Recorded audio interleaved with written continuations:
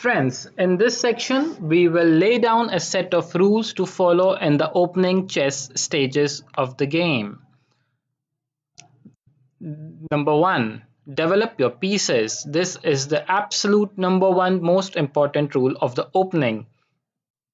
In chess, development means moving your pieces out from the starting squares ready for battle.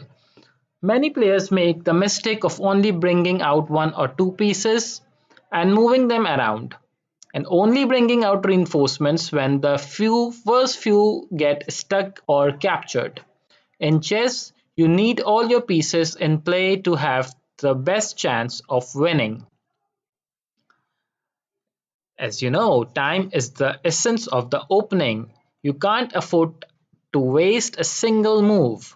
If one player can develop their pieces faster than the other player, the player is said to have a lead in development.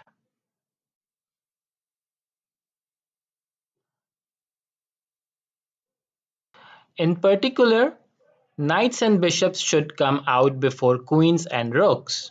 Usually you want to develop the knight and bishop on the side you want to castle before the other pieces, so you can get castled quickly. You should try to make sure that none of your knights or bishops are still on the starting squares after 10 moves. The second rule is to don't make too many pawn moves. You have to move at least a couple of pawns in the opening to let your pieces out. Usually, it's a good idea to start by moving one of your center pawns 2 squares. Moving the king's pawn to 2 squares open lines for the queen and kingside bishop, so is usually the best choice for beginners. However, a lot of players waste time by making other pawn moves that don't help to develop their pieces. Here is a rather extreme example. e4, black moves e5, and then h3. A lot of players make moves like this in the opening.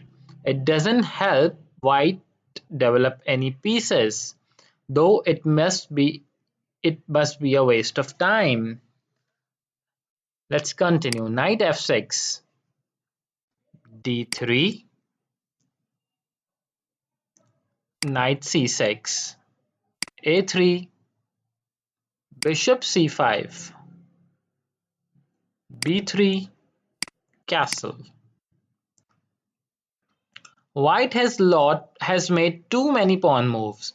All the white bishops and knights are still on the starting squares. But black has already developed 3 minor pieces and castled. Black has a big lead in development and will be able to start attacking soon, while white has a long way to catch up. Rule number 3, don't bring your queen out too early. Wait a minute, wasn't the first rule to develop the pieces? So why not the queen?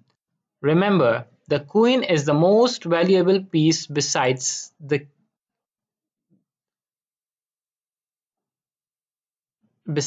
king. So you can't afford to lose her unless you can get your opponent's queen in exchange. Early on in the game, that means your opponent has 14 pieces which are less valuable than the queen. If you bring your queen out early on, your opponent can develop his pieces and attack your queen at the same time. You would then have to waste a move saving your queen when you could be developing instead.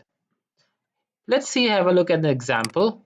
e4, e5, d4, e takes d4, queen takes d4, knight c6.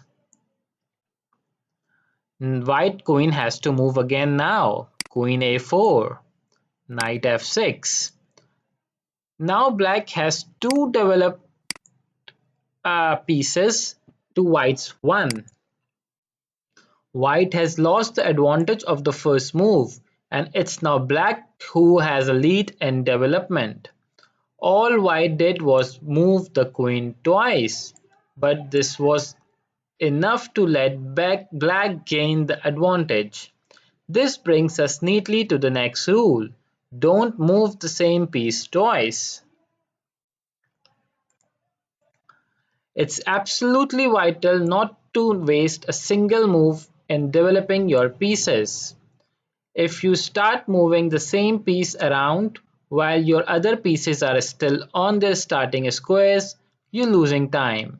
The only time you should move a piece twice if you need to capture an enemy piece. Let's have a look at this example. e4, e5, knight f3, d6,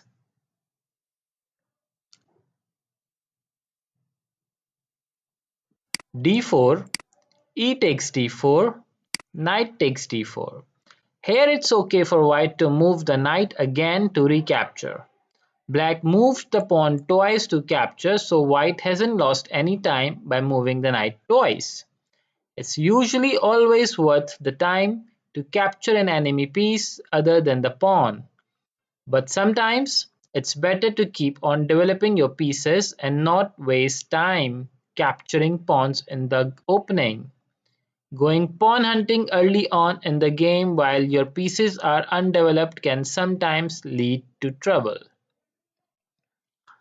The next rule is to castle early.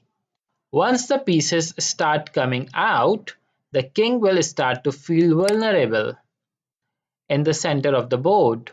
To avoid being a victim of a quick checkmate, you should try and make sure your king gets castled early in the game. Preferably this should be before move 10. Castling is also a bonus effect of bringing one of your rooks to the middle of the board, where it can menace the enemy king if he has neglected to follow this rule.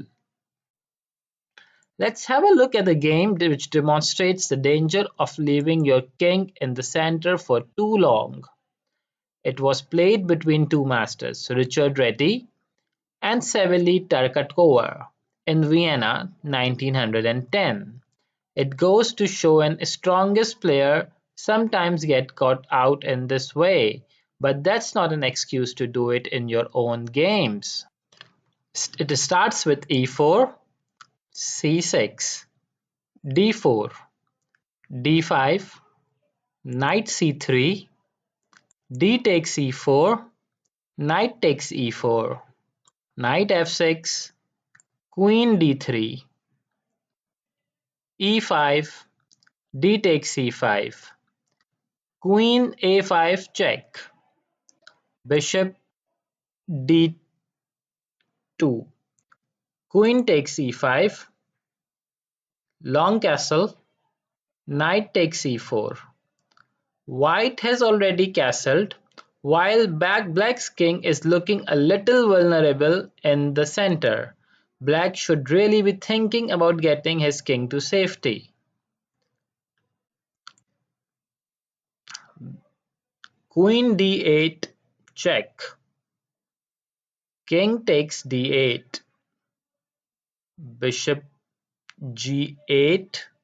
No, sorry. Bishop g5 check. It's a discover check from the rook.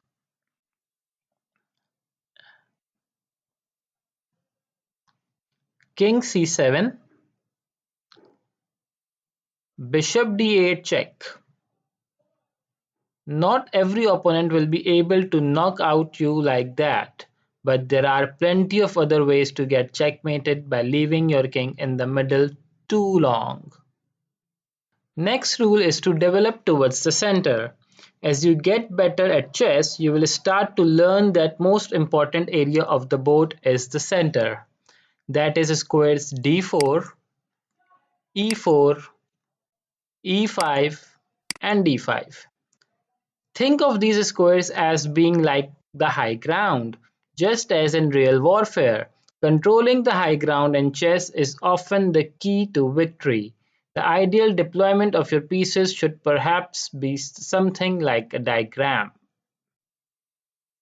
Below. All of white pieces help to control the center of the board. even if they aren't placed directly in the center. Of course, this position is a bit of a fantasy, but your opponent will get to move too. They will be trying to control the center as well. You might not get to put all your pieces on the absolute best squares, but that doesn't mean you shouldn't try. The last rule is clear the back rank and connect your rooks. By connecting your rooks, we mean clearing the space between them so that they can protect each other. You can do this by moving out all your pieces and castling your king. Having the back rank clear means your rook can easily move back and forth along it, either for defensive purposes or to support a pawn push. Ideally, you want to move them to the center, as in our fantasy position. Uh, Placing a rook opposite to the enemy's queen is sometimes also a good idea, even if there are currently pieces in the way. Let's have a look at this example. Here's a white rook is placed opposite black's queen, but there are two pawns in the way, so black has not paid attention. But look,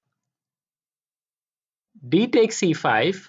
Black cannot recapture with the pawn as the d file would be open and the black queen would be lost. Capturing with the other piece uh, doesn't help either. Knight takes e5, knight takes e5, bishop c5, bishop takes e5. Black still cannot capture, so white has won the bishop. That's all for today, friends. Friends, some of the examples are taken from chessstrategyonline.com. We are thankful for them to provide us with such examples, which helps us demonstrating and giving and understanding. Do like our video and subscribe to the channel. Till then, take care. Goodbye.